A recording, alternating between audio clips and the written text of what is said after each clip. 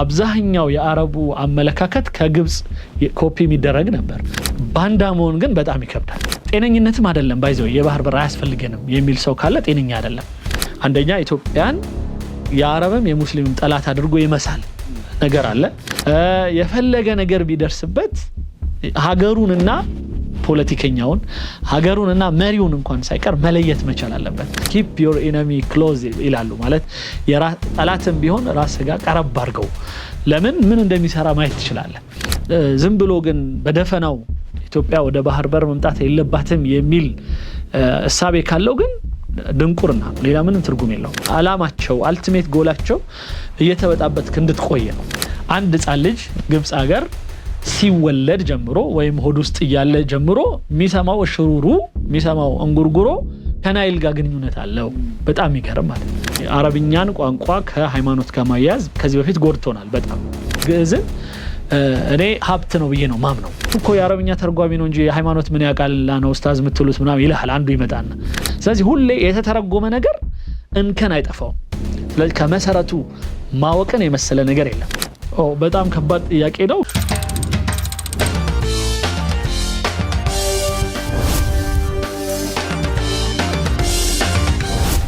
ሰላም ውድ ተመልካቾች፣ ይሄ ማን ሚዲያ ጅማት ፕሮግራም ነው።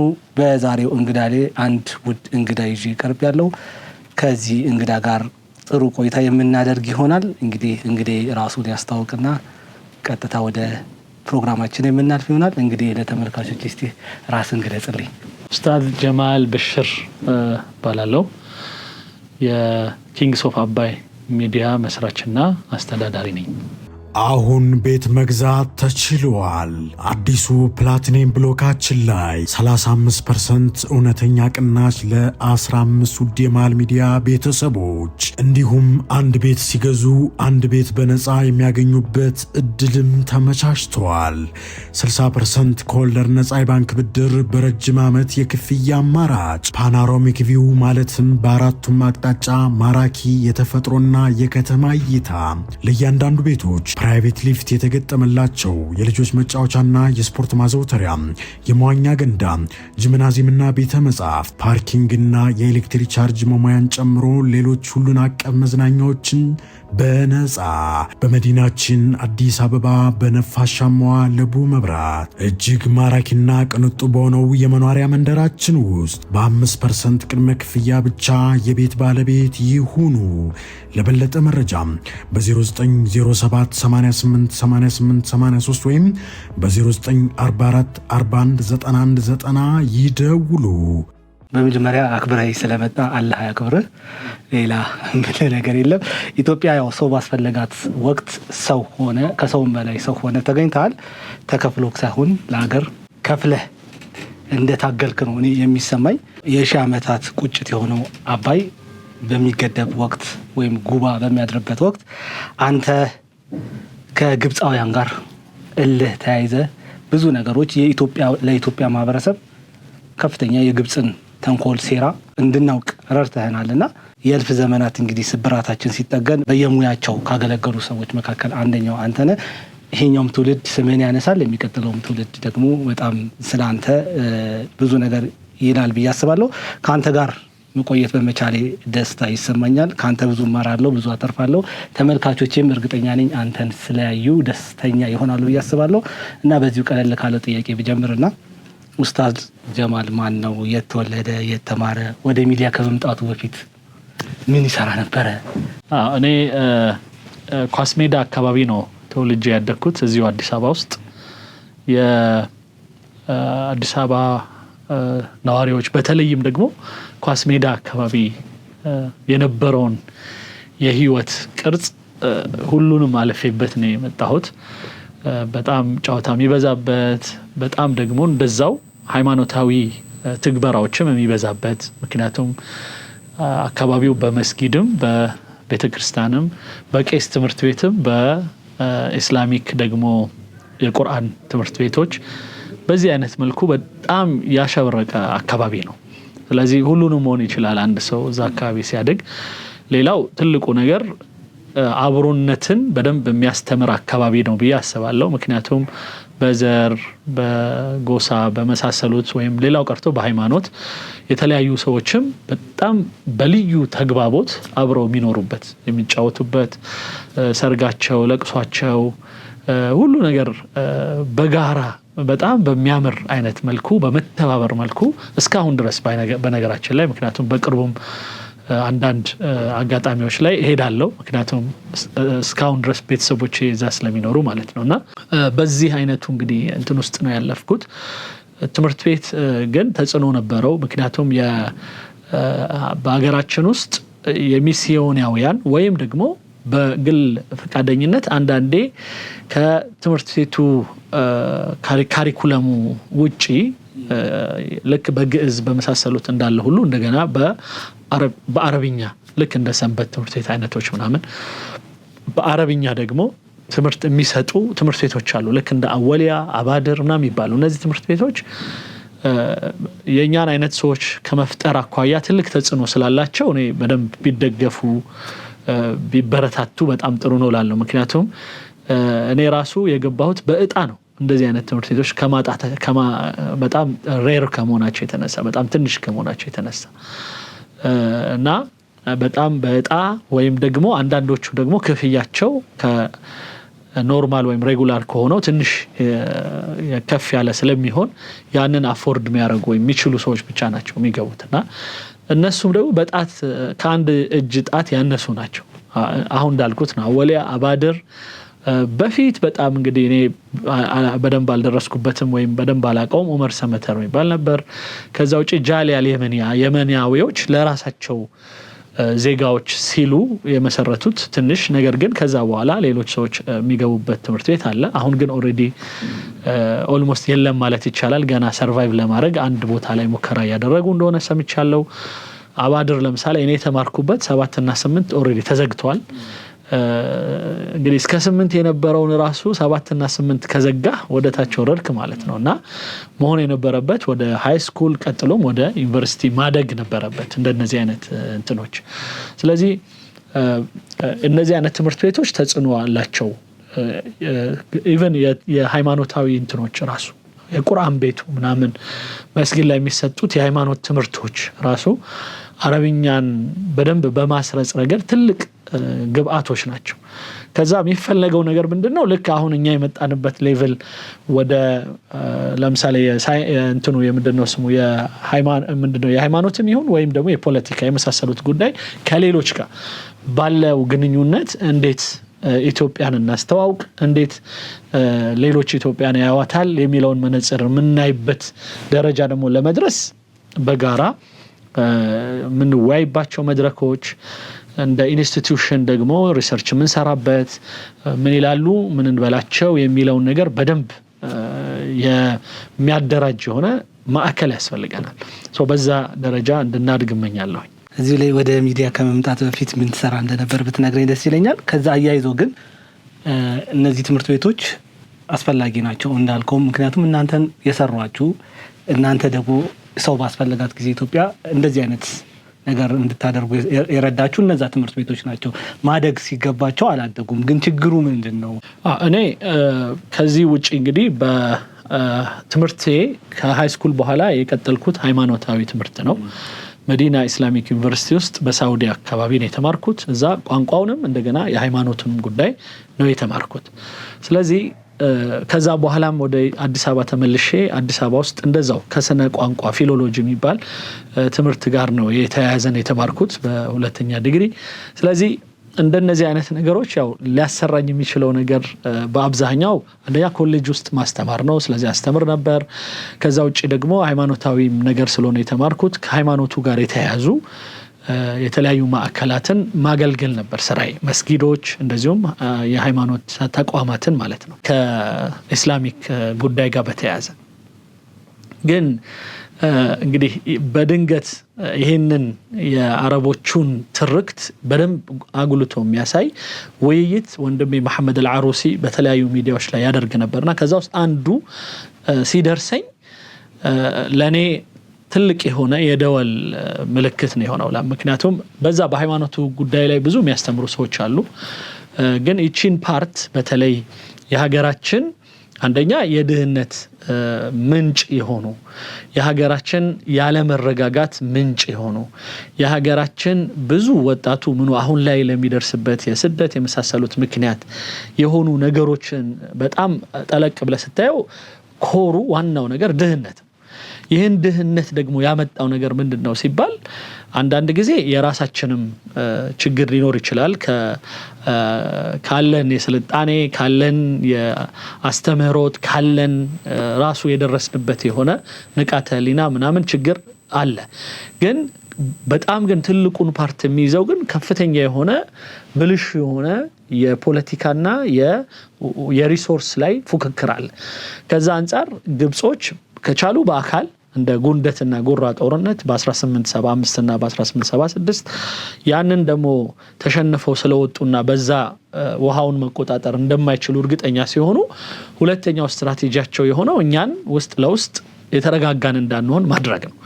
በዚህ ሂደት ተሳክቶላቸዋል ማለት ይቻላል እስካሁኗ ደቂቃ ድረስ። ስለዚህ በዚህ ሂደት ውስጥ ነው ያለፍ ነው። ይሄን ሁሉ የሚያሳይ የሆነ ነገር ታየኝ በእነሱ በተወሰኑ የአረብኛ ውይይቶች ላይ ማለት ነው። እና አንደኛ ኢትዮጵያን የአረብም የሙስሊምም ጠላት አድርጎ ይመሳል ነገር አለ። ሁለተኛ አገራችን ውስጥ ማንም ተቃዋሚ ይሁን ያንን ተቃዋሚ ደግፎ ተንከባክቦ ለራሱ የሆነ ቦታ እንዲደርስ ተፈልጎ አይደለም። ልክ ለምሳሌ በኤርትራው ኬስ ስንመጣ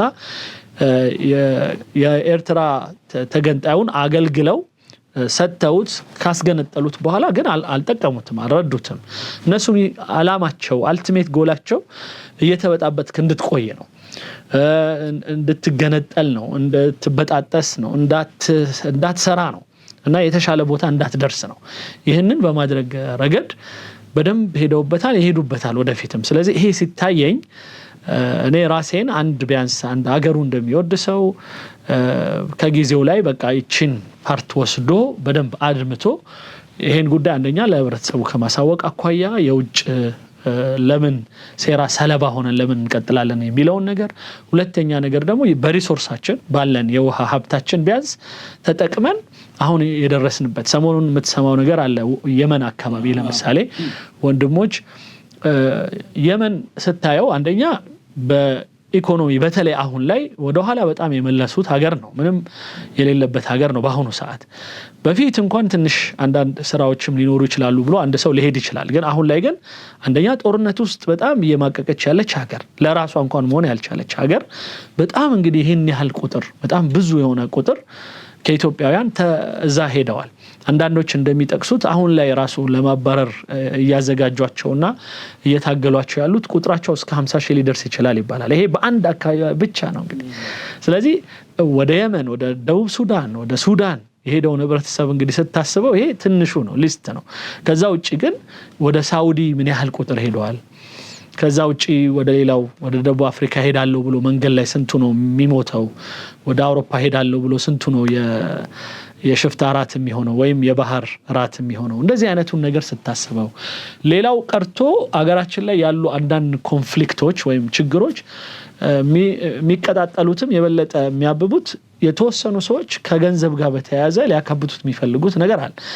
ያ ድህነት ነው ማለት ነው መልሶ ወደዚህ ነገር የከተታቸውና የሪሶርሱ ፍክክር ራሱ በሀገር ደረጃ መቼም እንደ ክልል በጣት ሰውን ካስቀመጡ በኋላ አንዱ ክልል የተሻለ ሪሶርስ አለው ሲባል ሌላው ሊያካፍል ይገባል ሲባል ማዕከላዊ ወኩል አልሰጠም ሲባል በዚህ መልኩ የሚነሱ ነገሮችን ስታያቸው ዞሮ ዞሮ ገንዘብ ነው፣ ዞሮ ዞሮ ሀብት ነው፣ ዞሮ ዞሮ የኑሮ አለመመቻቸት ጉዳይ ነው ለዚህ ሁሉ ጥንቅጥ እየዳረገን ያለው። ስለዚህ ለዚህ ሁሉ ምክንያት ደግሞ ስናስበው የውጭው ፖለቲካ እኛ ላይ የሚራመደው በተለይ ከአረቡ አካባቢ በተለይ ደግሞ ከግብጽ፣ ምክንያቱም ግብጽ ናት የአረቡንም ሌሎቹንም ትርክት በደንብ አድርጋ የምትሰራላቸው። ከዛ በኋላ እኛን የሚያዩበት መነጽር እነሱ በሚሰጧቸው ነው የሆነውና ያንን ማስተካከል ግዴታ ነው ብለን ስላሰብን ነው እዚህ ውስጥ እንግዲህ የገባ ነው።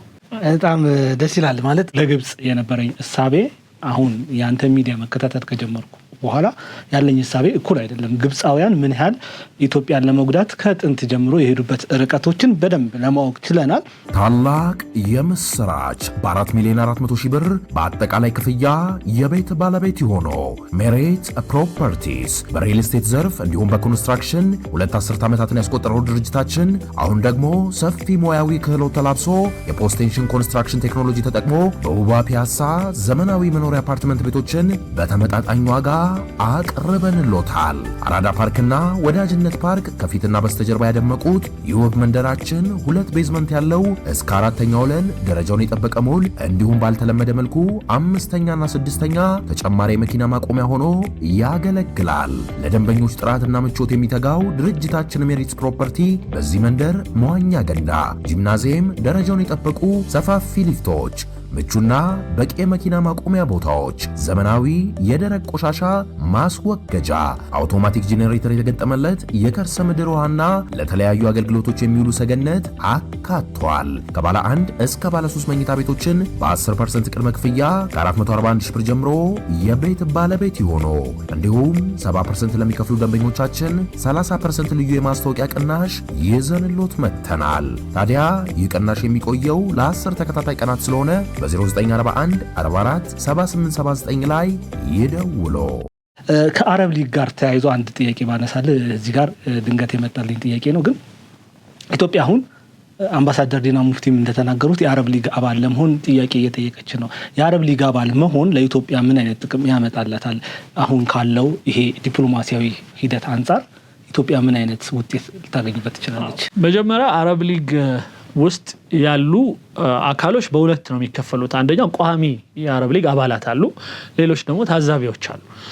በታዛቢ ደረጃ ስታይ የሚገርምህ ሩቅ የሆኑ አገሮች ጭራሽ ከአረብ ነገር ጋር ሌላው ቀርቶ ከሪጅናል ይሄ ከአካባቢ እንኳን አካባቢ ጠጋ ያላሉ እንደ ብራዚል፣ ህንዶች፣ ፓኪስታን፣ ሌሎችም ሀገሮች አሉበት የአረብ ሊግ ውስጥ ቢያንስ በታዛቢነት በመሳሰሉት ባንግላዴሽ።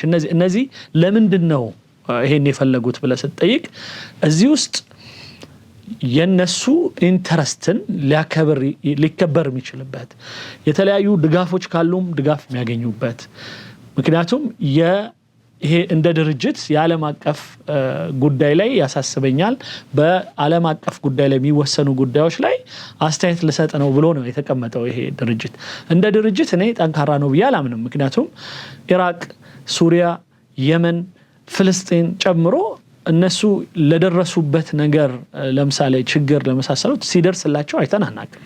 ምንም ይሄን ያህል አዎንታዊ ተጽዕኖ ኖሮት በጣም የሆነ ከፍተኛ የሆነ ነገር አድርጎ አያውቅም እንደ አረብ ሊግ። ለምን ከተባለ አመሰራረቱ ከግብጽ ነው የተነሳው። ግብጽ ይህንን ስታደርግ ዓላማዋና ዋና እንትኗ በአረብ ሊግ በሚባል ድርጅት ስር የራሷ የሆነ አጀንዳዎችን ማስፈጸም ነው። ለዚህ ነው ለምሳሌ የአረብ ሊግ የዋና ኃላፊ ተደርጎ የሚመረጠው ሁልጊዜ ግብፃዊ ነው። የውጭ ጉዳይ ሚኒስትር ወይ ሪታየር ሲያደርግ ጡረታ ሲወጣ ወይም ደግሞ በሆነ ምክንያት ሲቀየር የውጭ ጉዳይ ሚኒስትሩ ባይ ዲፎልት ወደ አረብ ሊግ የመሪነት ይመጣል። የግብፅ አረብ ሊግ ላይ መሪነት ያልነበረው በአንድ አጋጣሚ ብቻ ነው። እሱም አንደኛ የሰላም ስምምነት ብለው ካምፕ ዴቪድ ላይ ሲፈርሙ የዛኔ አረቡም አፍሪካውም የተወሰነ የማኮረፍ ነገር ስለነበረ ከአፍሪካ ህብረትም አባልነቷን አቆሙባት ነበረ። እንደዚሁም ደግሞ ከአረብ ሊጉም እንደዛው የአረብ ሊጉን ከዛ ቀየሩት። አይ ቲንክ ከቱኒሲያ ወይ ከአልጄሪያ ከሁለት አንዱ ከዛ ነበር የተደረገው። ከዛ ስምምነት ቀስ እያሉ በኋላ ላይ አዳፕት አድርገው እነሱም ራሳቸው ወደ እስራኤል ጠጋ ማለት ሲጀምሩ ያኔ ነው ግብጽም መቀጠል የጀመረችው በኃላፊነት ማለት ነው። ስለዚህ አመሰራረቱ እና የሚተገበረው ነገር እንደውም እኛን የበለጠ ወደዛ ጉዳይ ገባ ብለን ምንም አይነት ነገር እንዳይሰራብን ለመታዘብ ቢያንስ እዛ መሆናችን ተገቢ ነው ብዬ ነው ማምነው።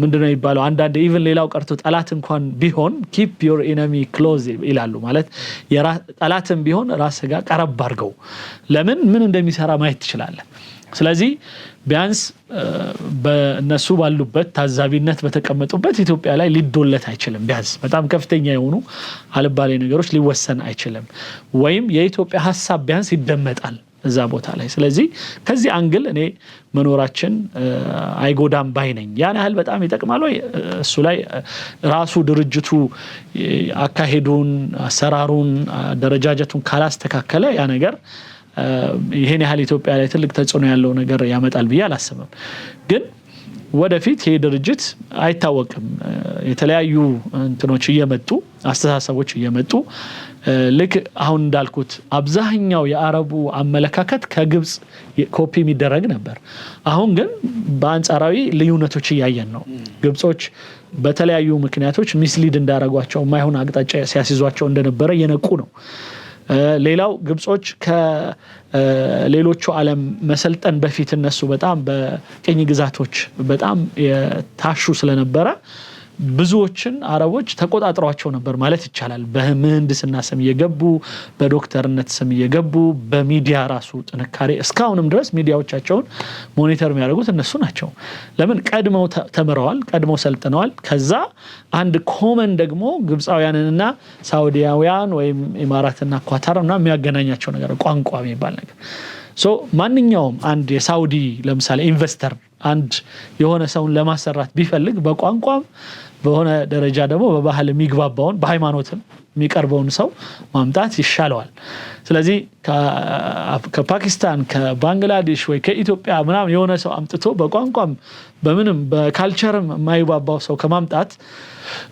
ብለው እነሱን ያስገቧቸው ስለዚህ በሂሳብ ስም በምህንድስና ስም በመናምን ስም ገብተው ተሰግስገዋል እና በፖለቲካው እንትን ውስጥ ራሱ በደንብ ገብተው ተደራጅተዋል እና ሳውዲዎቹ ራሳቸውን ያስተማሩ እኔ ለምሳሌ ዩኒቨርሲቲ ሲሄድ ሳውዲ የተወሰኑ አስተማሪዎች ግብጻውያን ነበሩ እንግዲህ የሃይማኖት ትምህርት የአረብኛ ትምህርት የሚያስተምሩት የነበሩት ግብጻውያኖች ናቸው ለምን በሳውዲው ተምሮ በአካዳሚካሊም ይሁን በሃይማኖት ራሱ በደንብ ተምሮ ዩኒቨርሲቲ ውስጥ ማስተማር ብቃት ያላቸው ሰዎችን በማዘጋጀት ረገድ በዩኒቨርሲቲ ሌቭል ገና ነበሩ ማለት ነው ይሄ እንግዲህ በኔ እድሜ ነው ነገር ይሄ 2000 ላይ ማለት ነው በፈረንጆቹ 2000 ላይ ስለዚህ ምን አደረጉ የራሳቸውን ልጆች በግብጻውያኑም በማንኛውም አስተማሩና ራሳቸው ሲበቁ እነዛን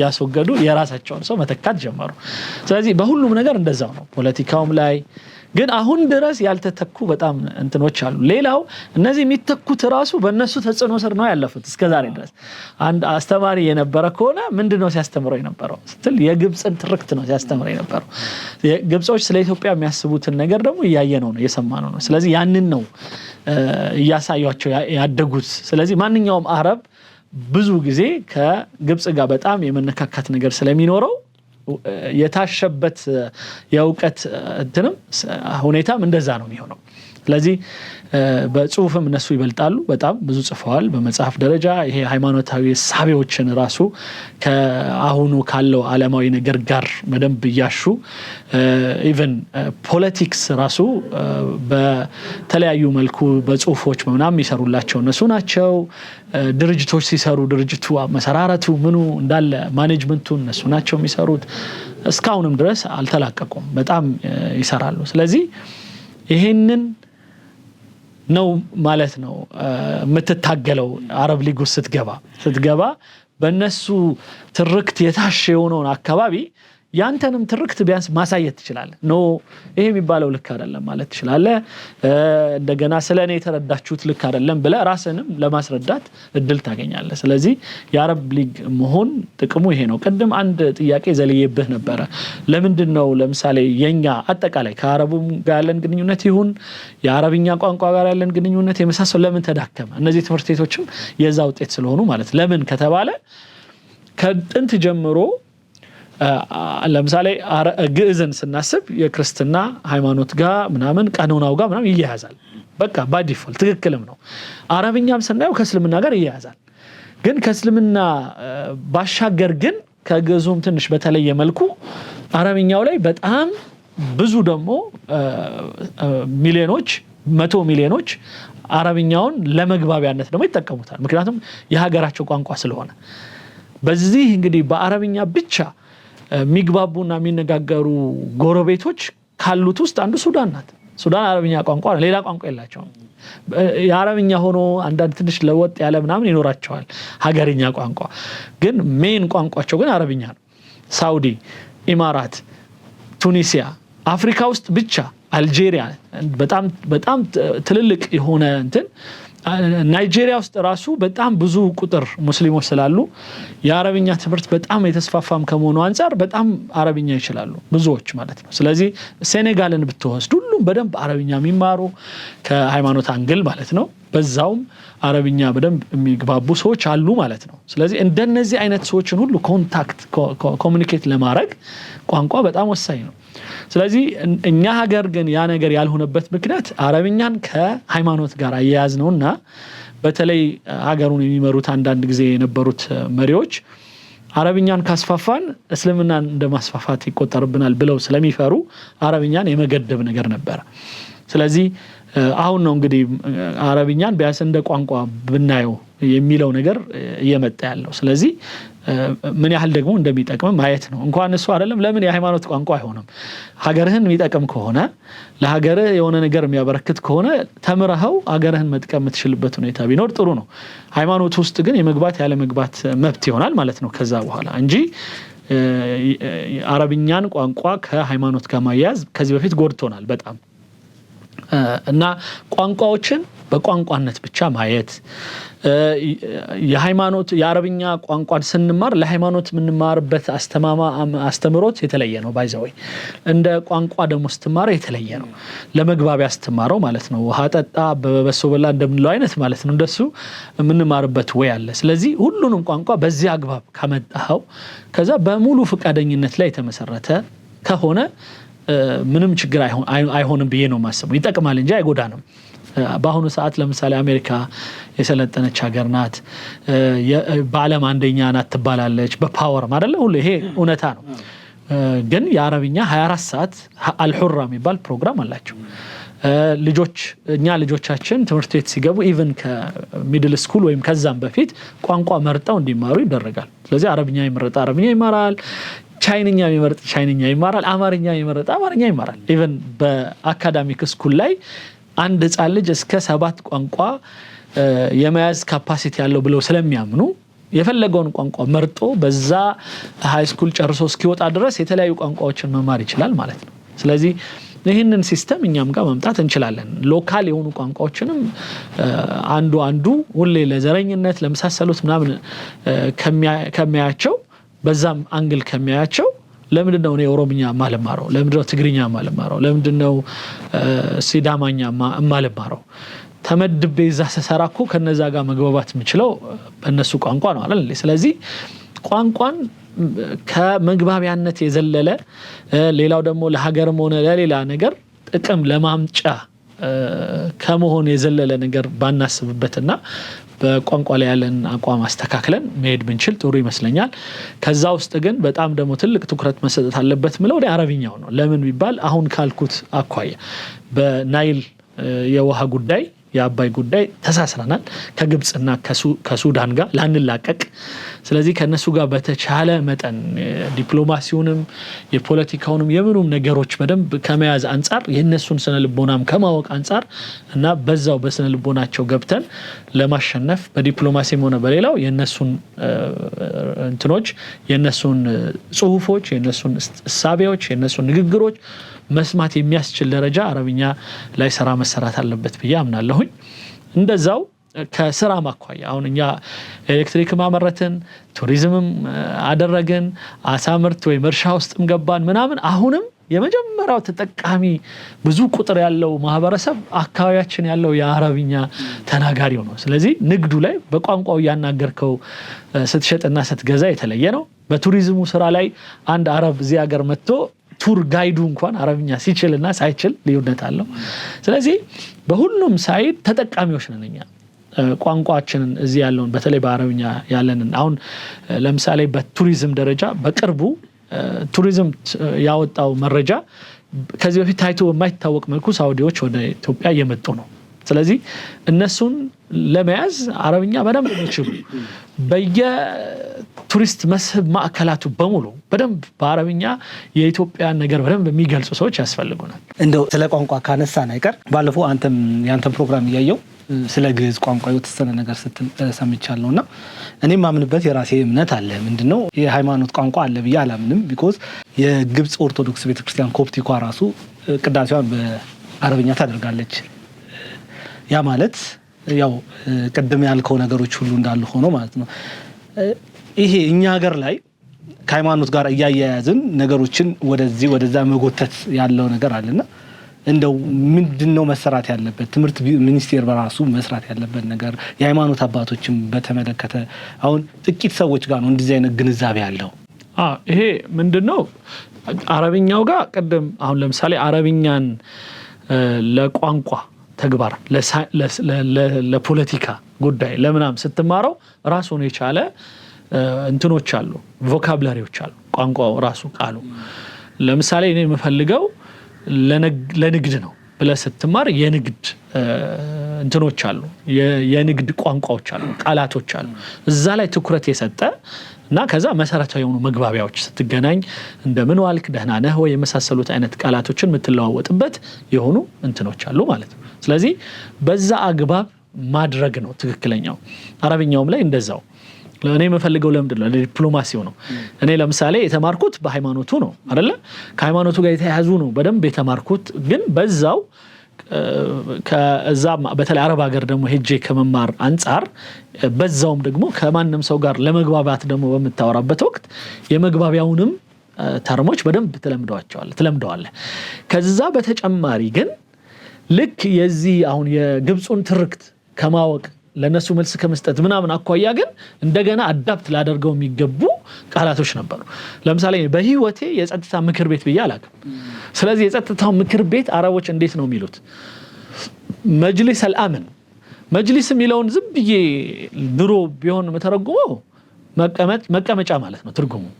ስለዚህ የጸጥታው ምክር ቤት አይደል? የጸጥታው መቀመጫ ማለት ነው ትርጉሙ። መቀመጫ የምትለዋን ቃል በፍጹም ላስብ አልችልም። የጸጥታው ምክር ቤት የሚለውን ምክር ቤት ማለት ሹራ ምናምን የሆነ ቃል ሁሉ ልፈልግለት ይችላል። እነሱ ግን አሳጠረው በሌላ ወርድ አስቀምጦታል።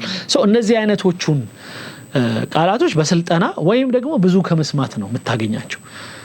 ስለዚህ አሁንም ወደ ግዕዝ ስንመጣ ለምሳሌ ግዕዝ በቋንቋ ደረጃ በህብረተሰቡ ሲነገር ሰምተን አናውቅም። የለም በዛ ደረጃ እንዴት ነህ ደህና ነህ ሲባባሉ የሆኑ የግዕዝ ሰዎች ሰምተን አናውቅም። ለዛ ነው ሰዎች ጥያቄ የሆነባቸው አንዳንዶች ለምሳሌ ግዕዝን ማስተማር ለምን አስፈለገ ሲባል እስካሁን ድረስ ትምህርቱ አካሄድ የነበረው ከቀኖናው ጋር ከሃይማኖቱ ጋር ስለነበረ አሁንም ሃይማኖቱን ለማስተማር ነው ማለት ነው የሚል ስጋት ፈጠረ ማለት ነው። ስለዚህ ያንን ስጋት እንዴት ነው ማስወግደው? ልክ በአረብኛው ላይ አንድ ልጅን ላስተምር አረብኛ ብዬው ነኝ ቁርአን ቤት በወስደው ቁርአን ቤትም አረብኛ ያስተምራሉ።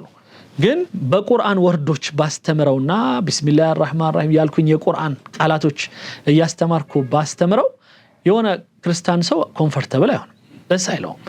እኔ ልጄን እንድታስተምርልኝ የፈለኩት አረብኛ ነው ይልሃል አይደል? አረብኛ ማለት የመግባቢያ እንትኑን እንጂ የሃይማኖቱን ቀኖና ልታስተምርልኝ አይደለም የፈለኩት ይላል።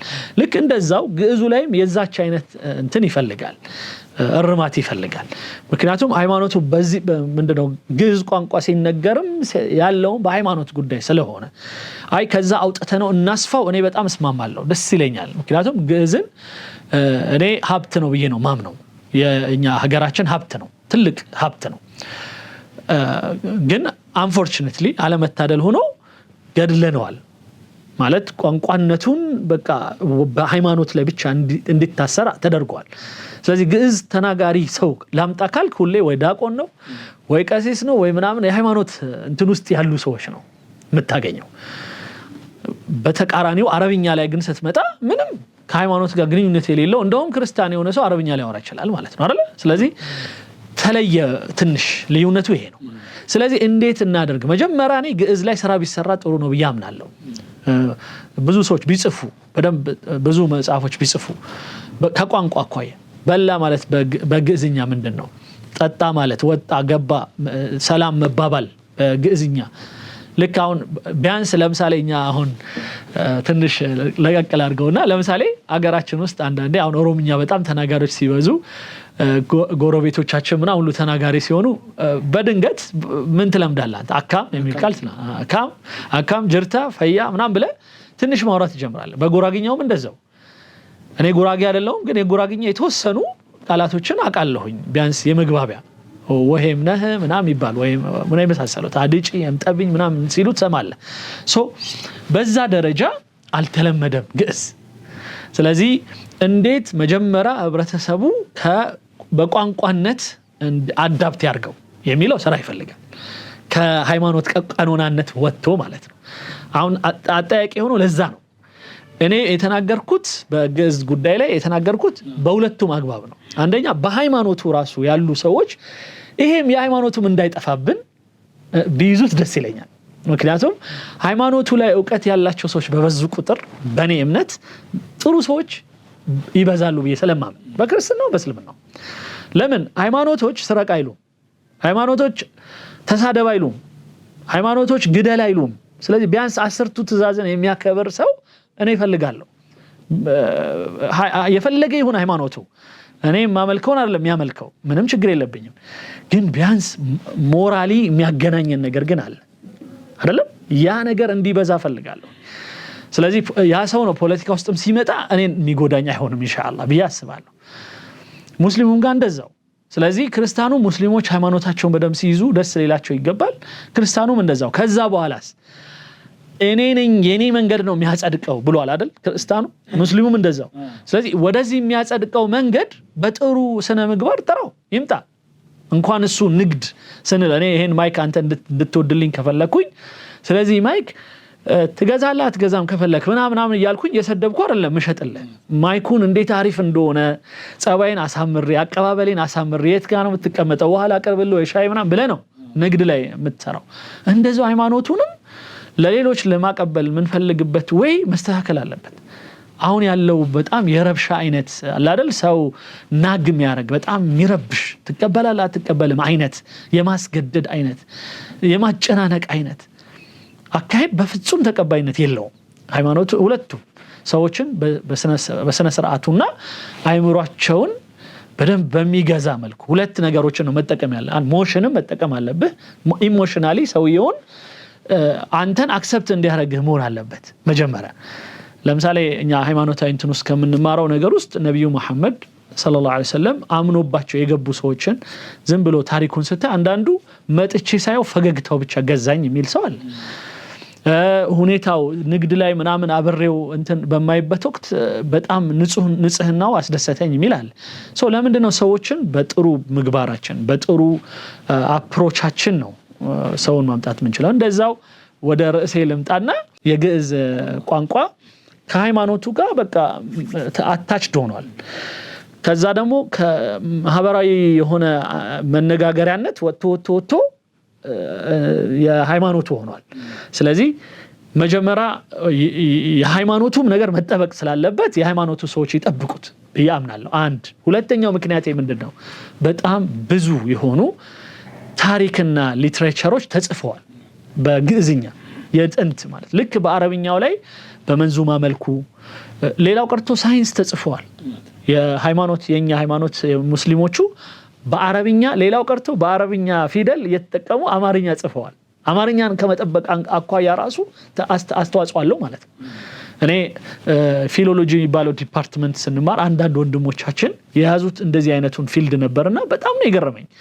አሁን በእኛ ሀገር በጣም ታዋቂ የነበሩት የቋንቋ ምሁራኖች ለምሳሌ እነ ዶክተር አምሳሉ አክሊሉ አሁን አልፈዋል። ሌሎችም የነበሩት እንደነ ፕሮፌሰር ሁሴን የመሳሰሉት በዚህ በግዕዝኛ ሲያስተምሩ ነበር። እኛን ግዕዝ ቋንቋ ሲያስተምሩ ነበር። እንደገና ደግሞ የአረብኛ ቋንቋና የአማርኛ ሌሎች ቋንቋዎች ያላቸውን ትስስር ያስተምሩ ነበር እና ስለዚህ በዛ ጉዳይ ላይ ጽፈዋል። ሲጽፉ ገጠር ገብተው እነዚህ በአረብኛ ቃል የተጻፉ አማርኛዎችን አጥንተዋል የአረብኛና አማርኛን ግንኙነት ለማወቅ። ሌላው ደግሞ በአረብኛ ቋንቋ የተጻፉ ሳይንሶች አሉ ከሃይማኖት ከምን በተረዱት ከዛ እንደገና በሚያዩት ነገር ፀሐይን ሰማይን ምንን አይተው ሰዓት እንዴት እንደሚያዩ ቀን እንዴት እንደሚቆጥሩ ምንም ሰዓት በሌለበት ዘመን ማለት ነው የሰሩት ነገሮች አሉ በጣም ብዙ። ስለ ከዋክብት ጽፈዋል፣ ስለ መሬት ጽፈዋል፣ ስለ ወንዞች ጽፈዋል፣ ስለ ታሪክ ጽፈዋል በዛ ጊዜ ያለፉበትን ማለት ያዩትን የሰሙትን በዛ ጊዜ የነበረውን ትርክት ጽፈዋል። ስለዚህ ትክክለኛውን ለማወቅ በግዕዝኛ የተጻፉትንም በአረብኛ የተጻፉትንም ቦርቡረን ለማወቅ ይሄን ቋንቋ ማሳደግ አለብን። ለማወቅ ለመረዳት ታሪካችን የበለጠ ለማወቅ ለምሳሌ ክብረ ንግስት የሚባለው መጽሐፍ በግዕዝኛ ተጽፏል። በግዕዝኛ የሚያቅሰው ግዕዝኛ የሚያቅሰው ከምንጩ በደንብ ያውቃል ማለት ነው።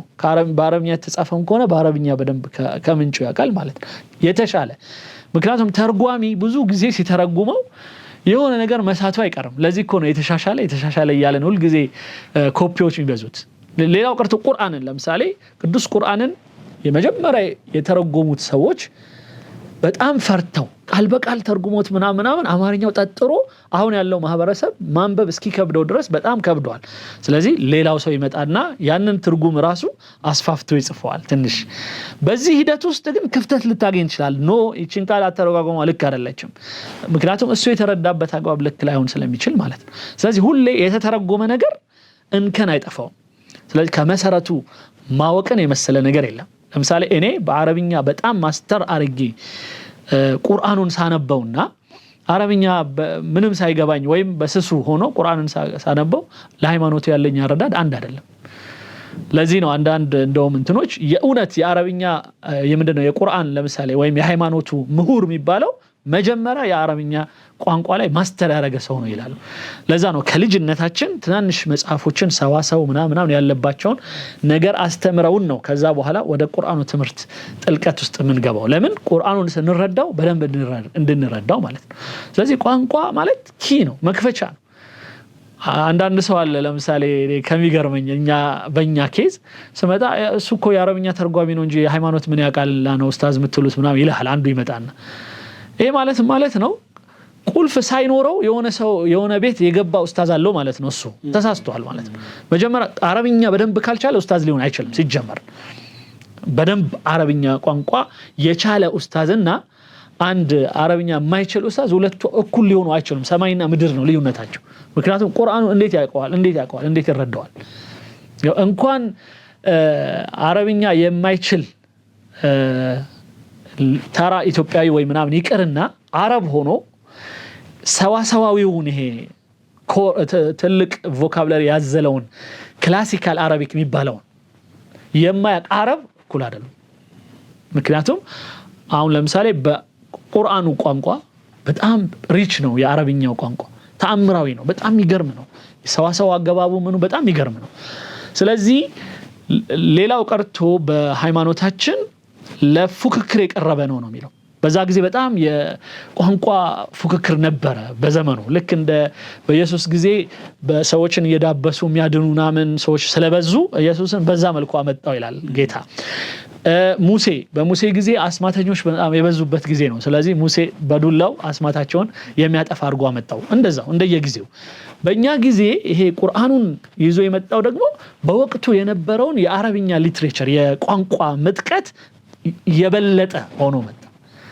ስለዚህ አሁን ላይ ያለው አረብኛውን ከሌላ ቋንቋዎች ጋር አዳፕት ያረገ አዳክሞታል፣ ገሎታል። ልክ እንደ ግዕዝ ሞቶ መጨረሻ ላይ ምን ውስጥ የተወሸቀ ነው? ሃይማኖት ውስጥ ብቻ ነው ትክክለኛው ኮር የሆነው አረብኛ ሃይማኖት ውስጥ የተወሸቀ በቃ በጣም በሚያሳዝን መልኩ ማለት ነው። ስለዚህ አንድን አረብ ቁርአን ውስጥ ያለ የሆነ ቃል አምጥቼ ብጠይቀው ላያቅ ይችላል። ለምን? ለመግባቢያነት ብቻ። ከዛ ለመግባቢያነትም ብቻ አይደለም፣ ከመግባቢያነትም ያለፈ አድርጎ ሌላ ሰው ለማሳመን ሲል የሰው ቋንቋ ሰርቆ አንዳንዴ አስገብቶበት በጣም ያስቃል አረብኛቸው አሁን በጣም ደክሞ ማለት ነው። ስለዚህ ወደ ርዕሳችን ስንመጣ በግዕዙም ላይ ለሰው ከማሸጋገራችን በፊት ለተራው ሰው ለተማሪ በተለይ ለህፃናት ከማሸጋገር በፊት ለህፃናት በሚመጥን መልኩ ቋንቋው ተሰርቶለታል ወይ ካሪኩለም የሚል ጥያቄ በጣም መምጣት አለበት። ለተራው ማለት ለሙስሊሙም ለሁሉም የሚመጥን ከቀኖናነት ወጥቷል ወይ ማለት ከሃይማኖታዊ ብቻ እንትን ወጥቷል የሚለው ጥያቄ ነው። እኔ ቀኖናውም ላይ ራሱ እኮ ቢያስተምሩ ችግር የለብኝም ብያለሁ። እንደውም ደስ ነው የሚለኝ። ግን ማን ነው ያንን መማር የሚፈልግ ሰው? የሃይማኖቱ አባል የሆነ ሰው አይደለ እንጂ አንድን ሙስሊም ግን አምጥተህ ይሄኛውን የግዕዝ ፓርት እንዲማር ማድረግ አንደኛ ሃይማኖቱ ላይ ተጽዕኖ ልታሳድርበት ስለምትችል ወላጆቹም ደስ አይላቸው። እንደገና ልጁንም አቢዩዝ ማድረግ ነው፣ ባልፈለገው አቅጣጫ እንዲሄድ ማድረግ ነው። ምክንያቱም በህፃንነታቸው እነሱ የመፍረድ መብት የላቸው ማለት ልጆች እኛ ነን ወላጆች ነን ጋይድ የምናደርጋቸው። የትምህርት ሚኒስትሩ ነው ጋይድ የሚያደርጋቸው። ስለዚህ ትምህርት ሚኒስትሩ ምንድን ነው የሚያስበው? ግዕዝ ከማስተማር ዓላማው ምንድን ነው ሊታይ ይገባል። ዓላማው ቋንቋውን ማስፋፋት ከሆነ መጀመሪያ ቋንቋውን ለካሪኩለም እና የሰፋ አድርጎ ማምጣት መቻል አለበት፣ የሚመች አድርጎ። ከዛ የሚያስተምሩት ሰዎች ደግሞ እንደዛው ሌላው ማህበረሰብ በጥርጣሬ የማያቸው። አሁን ለምሳሌ ግዕዝ ዳቆን አምጥተህበት አይ ቋንቋ ነው የሚያስተምረው ብትለው ላይቀበልህ ይችላል አይደል? ስለዚህ ካሪኩለሙ መታየት አለበት፣ ማን ነው የሚያስተምረው የሚለው መታየት አለበት፣ የመሳሰሉት። እንግዲህ ከቋንቋ አንፃር ለማህበረሰባዊ አገልግሎት የሚውለው ፓርት ቢለይና የሃይማኖት ኢቨን ለፖለቲካው ለምህንድስናው በእንግሊዝኛ ራሱ አሁን ዶክተሮች የሚጽፉት እንትን ይገባናል። ከእጅ ጽሁፍ ጀምሮ ከእጅ ጽሁፍ እንኳን ሳይቀር እንግሊዝኛ እየጻፉ ግን አላነበውም።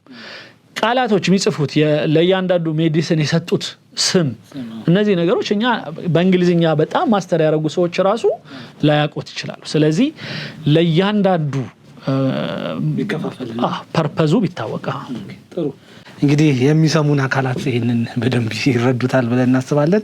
መስተካከል ካለበትም ወደፊት ይስተካከላል። ማህበረሰባችንም ደግሞ አንተም የምትለውን ነገር በደንብ ይረዳል ብዬ አምናለሁና ይህን አይነት ኢትዮጵያዊነት ያው እንግዲህ ቅድም ብለኸኛል፣ ከተወለድክበት አካባቢ ካደግክበት አካባቢ ነው ያመጣኸው። መለኪያው ግን ምንድን ነው? ኢትዮጵያዊነት ላንተ መለኪያው ምንድን ነው? በጣም ከባድ ጥያቄ ነው። ግን የኢትዮጵያነት መለኪያ አለው ብዬ አላምንም። እኔ በጣም ሰዎች ልክ እንደ ፍቅር ማለት ነው፣ ፍቅርን ሲሰጥ አንድ ሰው አሰጣጡ ምኑ ተጽዕኖ አለው ከሚያነበው ከተማረው ነገር ከምናምን አንጻር ከእውቀትም ጋር የተያያዘ ስለሆነ ማለት ነው። በእኔ እምነት ለምሳሌ እኔ በሃይማኖቴ ስመጣ እስልምና ላይ ሀገርን እንድወድ የሚያደርጉ የሆኑ አስተምህሮቶች በጣም አሉ። ከድሮ ጀምሮ ነቢያቶች ሀገሮቻቸው ላይ ነው የሚላኩት መጀመሪያ። ከዛ ደግሞ በሀገርኛ በቋንቋቸው ነው ህብረተሰባቸው የሚያስተምሩት። ማንኛውም ነቢይ ቁርአን ላይ ሲመጣ ምን ይላል? ቢሊሳን ቀውሚሂ ይላል። ሊሳን ማለት ምላስ ማለት ነው ወይም አፍ ማለት ነውና በራሱ ቋንቋ ነው የላክ ነው ይላል። ስለዚህ ከራሱ ባህል፣ ከራሱ አካል፣ ከራሱ ቋንቋ የወጣ ሰው አካባቢው ላይ ተጽዕኖ ስላለው ማለት ነው። እና ያ ደግሞ በሌላ ነገር ምን ያሳየናል? ያ ነቢይ የተሳሰረው ከሀገሩ ጋር ነው ማለት ነው። ገብተዋል። ስለዚህ ሁላችንም ከሀገራችን ላይ ለዛ ነው ትብቴ የተቀበረበት እንላለን፣ የተወለድኩበት ያደግኩበት ቀዬላለሁ አይደለ፣ መንደሬ እንላለን፣ ሰፈሬ እንላለን። ስለዚህ ይሄ ተፈጥሯዊ ነው። ግን ይሄንን ተፈጥሯዊ ነገር ልኩን ከፍ ከማድረግ አንጻር ግን የእውቀት ጉዳይ ይመስለኛል። የእውቀትና ከዛ ከእውቀትም ጋር ደግሞ እንደገና ካስተዳደግ ከአታችመንትህን የተሻለ ወይ ከማድረግ አንጻር እና የፖለቲካው ራሱ አንዳንዴ ተጽዕኖ አለው፣ የእንትኑ ተጽዕኖ አለው፣ ካሪኩለሞች፣ አስተምህሮቶቻችን፣ መስተጋብራችን፣ እነዚህ ነገሮች በሙሉ ተጽዕኖ አለው። ለምሳሌ የግብጾቹ ምሳሌ ነው ማመጣለህ። አንድ ህፃን ልጅ ግብጽ ሀገር ሲወለድ ጀምሮ ወይም ሆድ ውስጥ እያለ ጀምሮ የሚሰማው እሽሩሩ የሚሰማው እንጉርጉሮ ከናይል ጋር ግንኙነት አለው። በጣም ይገርም ማለት አንቀልባ ላይ ስታጫውተው ምጠጣው ጡት የምጠጣው ወተት ከኔ የሚወጣልህ ናይልን በመጠጣቴ ነው እያለች ትነግረዋለች። ባይሰማትም ማለት ነው። እኛ ልጁን ለምሳሌ ወተቱን በጉያ ምናምን አጃውን ባህያ ሽሩሩ ምናምን ብለን ልጃችን እናጫውት የለ ያለ ናይል አለበት። ስለዚህ አንድ ልጅ ከናይል ሀገሩን ከናይል ጋር የማስተሳሰር ለምሳሌ እንትን የሚማረው ከዚህ ከአንቀልባ ውስጥ ነው ማለት ነው፣ ከእቅፍ ውስጥ ነው። ከዛ በኋላ አሰፋፈር ከውሃ ከእርሻ ጋር አሁን ገበሬ ከአፈሩ ጋርና ከውሃው ጋር ስላለው ነገር ያለው አታችመንትና እኛ ደግሞ ከተሜ ሆነን በእኛ ቤት መናቃችን ነው ገበሬን ብለን አንተ ገበሬ ብለህ መሳደቢያ ነው የምናደርገው፣ ነውር ነው በጣም ገባ። ስለዚህ ትርክታችን አስተሳሰባችን ምናችን ሁሉ ነገራችን የሚቀኘው ባለንበት ሁኔታ በምንሄድበት ሁኔታ ነውና እነዚህ ሰዎች በነገራችን ላይ ለምሳሌ የግብጾቹን አሁን ምሳሌ ላምጣ። ውሃ ላይ ነው የሰፈሩት 90% ውሃ ዳር ነው የሚኖሩት። ከውሃው እየጠጡ ወይም እየጨለፉ እያራሱ ወይም በውሃው ላይ ጀልባ ይዘው ቱሪስት እንትን እያሉ በቃ አስተዳደጋቸው ይሄ ነው። ስለዚህ ከውሃ ጋር በጣም የተጣበቁ ናቸው። እነዚህን ሰዎች ወስደ ሌላ ቦታ ብጥላቸው መኖር አይችሉም ማለት ነው። ልክ እንደ አሳ በጣም ይከብዳቸዋል። እንደዛው እኛም እንደ ሀገር ብዙ ሀገር ጋር አታች ልንሆንበት የምንችላቸው ነገሮች ብዙ አሉ። እነዛ ነገሮች ባደጉ ቁጥር ባሳደግናቸው ቁጥር በትምህርትም በምንም የበለጠ ደግሞ አይ ቲንክ ያድጋሉ ብዬ አስባለሁ በውስጥ። ስለዚህ ልክ የለውም ግን እንትኑን ብንናገር ግን ደስ ይለኛል። ሚኒመሙ ግን ምን መሆን አለበት ቢያንስ ሲባል እኔ ባንዳ መሆን ግን በጣም ይከብዳል። በቃ ከዛ ከባንዳነት መለስ መሆን አለበት። ለምሳሌ አንድ ሰው ሀገሩን ቢያንስ የሚጎዳ ነገር ማድረግ በፍጹም የለበትም። የፈለገ ነገር ቢደርስበት ሀገሩንና ፖለቲከኛውን ሀገሩንና መሪውን እንኳን ሳይቀር መለየት መቻል አለበት። አንድ እንዲሁ ከሰማዋቸውና ካነበብኳቸው እንትን ውስጥ አንድ ሊጋባው በየነ የሚባል ሰው ነበረ ይባላል። በወቅቱ ከነበረው ንጉስ ጋራ ተጣልቷል። ኢቨን ስልጣን እንስጥ ሲሉት እምቢ ብሏል። ምክንያቱም እንዳለ ስቴቱ ኮራፕትድ ነው የተበላሸ ነው ብሎ ስለሚያምን አኩርፏል። እንደውም አንዳንዶች የሚሉት ታስሯል ሁሉ ይላሉና ግን ሀገር ወራሪ ሌላ አካል ግን ሲመጣ ንጉሱን አሁን ፍቀድልኝ በቃ ይሄን ወራሪ ካንተ ጋር ሆኜ አብሬ ልዋጋውና እሱን ካባረርኩ በኋላ ከፈለክ ታስረኛለህ፣ ከፈለኩም ሽፍታነቴን እቀጥላለሁ። በዚህ ደረጃ ያሉ ሰዎች አሉ። ለሀገር ያላቸው ፍቅርንና ለመንግስት ወይም ለፓርቲ ለመሳሰሉት ያላቸው ነገር መለየት ይቻላል። ስለዚህ የሀገር ፍቅር ጋር ስንመጣ ልኩ ቢያንስ በሀገር ጉዳይና የሀገር ጉዳይ ሲሆን ሌሎቹን ነገሮች ወደ ጎን ትቶ ለሀገር መቆም የሚያስችል ቢያንስ ፍቅር ሊኖር ይገባል ብዬ ሆምዬን ይህን ጥያቄ ያነሳሁትኝ ምክንያቱም ከረንትሊ ያለ አንድ ትልቅ ኢሹ አለ። ኢትዮጵያ የህዳሴውን ግድብ አጠናቃለች። ቀጥሎ የባህር በር ጉዳይ ላይ በጣም እየሰራች ያለችበት ሁኔታ ነው። ጠቅላይ ሚኒስትር ዶክተር አብይ አህመድም 1,000,000% እርግጠኛ ነኝ ኢትዮጵያ ተዘግታ አትኖርም ሲሉ ተናግረዋል። ክቡር ፊልድ ማርሻል ብርሃኑ ጁላም በባሌም ይሁን በቦሌ ወደ ወደብ እንመለሳለን የሚሉ ሀሳቦችን አንስተዋል። አሁን ይህንን ሀሳብ በሚያነሱበት ሰዓት የሀገር መሪዎች ደግሞ አሉ በተቃራኒ ሆነው ይሄ ወደብ ለኢትዮጵያ እንደማያስፈልጋት ኢቭን የብልጽግና መንግስት ሄዶ መዋጋት እንደሚችል ያ ጥያቄ የሌላው ማህበረሰብ ጥያቄ እንዳልሆነ ቅድም ከባንዳነት አንጻር እንትን የሚሉ አሉና እነዚህ ሰዎች ማለት ኢትዮጵያ አይደለም ወይ ያፈራቻቸው? እንዴ ከየት ሊመጡ ይችላሉ? ምንድነው መሰረቱ? ያው የምናውቃቸው ነገሮች ሊኖሩ ይችላሉ። የገንዘብ የምናም ኢንተረስቶች የስልጣን ኢንተረስቶች ሊሆኑ ይችላሉና ማህበረሰብ ውስጥ እነዚህን ሰዎችና ፕራይም ሚኒስተር ዶክተር አብይ አህመድን ላንወደው ላንደግፈው እንችላለን እንዲሁ ዝም ብለን ማለት ነው። ግን በሀገር ጉዳይ ላይ ለምንድን ነው መደገፍ የከበደን? ይሄ አሁን ቅድም ያልነው ነው። ሚኒመም እንትናችን ለሀገር ያለን ምልከታ ቢያንስ ሀገርን አሳልፎ የማይሰጥ ደረጃ መሆን አለበት ብዬ ነው ማምነው። አሁን ባነሳው አንግል ላይ ሰዎች የተለያየ ሀሳብ ሊያነሱ ይችላሉ። ለምሳሌ የባህር በሩ ያስፈልገናል የሚለው ላይ ተስማምተን ምክንያቱም ይሄ ጤነኝነትም አይደለም ባይዘው የባህር በር አያስፈልገንም የሚል ሰው ካለ ጤነኛ አይደለም። ሌላው ቀርቶ 10 ብር ያለው ሰው 20 ብር አያስፈልገኝም አይልም። ግልጽ ነው። ምናልባት የባሰበት አለ እንደዚህ ምናምን ብሎ ሊያወራ ይችል ይሆናል። ግን 20 ብር ግን መሆን አያስፈልግም ግን ወይም ብር አያስፈልግም ብሎ ግን ይሄ መሰረት ነገር ላይ አይከራከርም። ስለዚህ ኢትዮጵያ እንደ ኢትዮጵያ በተለይ እንደ አሁን በዓለም ላይ ያሉ ሀገራት እንደ ኢትዮጵያ ለምሳሌ በጣም ለባህር ቅርብ ሆና እስከ 2 እስከ 3 ቢሊዮን ዶላር ለጅቡቲ እየከፈለች በየአመቱ ከተለያዩ ጉዳዮች ጋር ተያይዞ ያን ያህል ብር ያወጣች በድካም ላይ ድካም የሆነችበትን ሁኔታ ስናይ አሳዛኝ ነው። ከዚህ መዳን የምትችልበት ነገር ቢመጣ ማንም ሰው ሊከፋው አይገባም ማንም ሰው። ስለዚህ ከከፋው ሊጠየቅ ይገባል። ለምን? ምናልባት ፈርቶ ነው ማለት ለኢትዮጵያ ለራሷ ፈርቶ ይሄንን አገኛለሁ ብላ በምትሄድበት ጊዜ ብዙ ሌላ የምታጣው ነገር ይኖራል ብሎ ፈርቶ ነው። ያን ሰው መረዳት ነው የሚሻለው፣ መወያየት ነው የሚሻለው። ግን ዝም ብሎ ግን በደፈናው ኢትዮጵያ ወደ ባህር በር መምጣት የለባትም የሚል እሳቤ ካለው ግን ድንቁርና ነው፣ ሌላ ምንም ትርጉም የለውም። ስለዚህ ያንን እንትን ብልሹ የሆነ አስተሳሰብ ማየት ነው።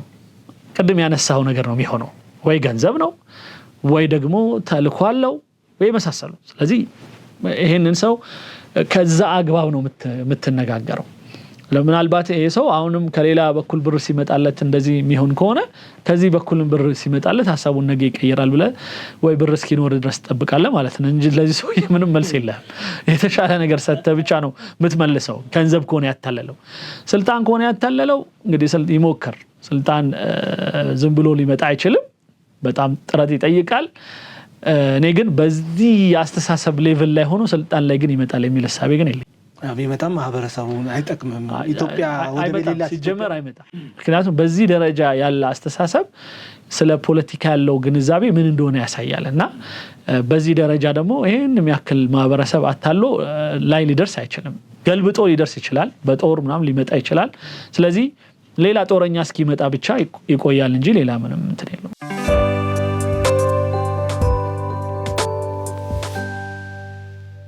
ውድ ተመልካቾቻችን የኪንግስ ኦፍ አባይ ሚዲያን ሰብስክራይብ፣ ላይክ፣ ሼር በማድረግ ቤተሰብ እንድትሆኑ በዚሁ አጋጣሚ እኔም እጠይቃለሁ።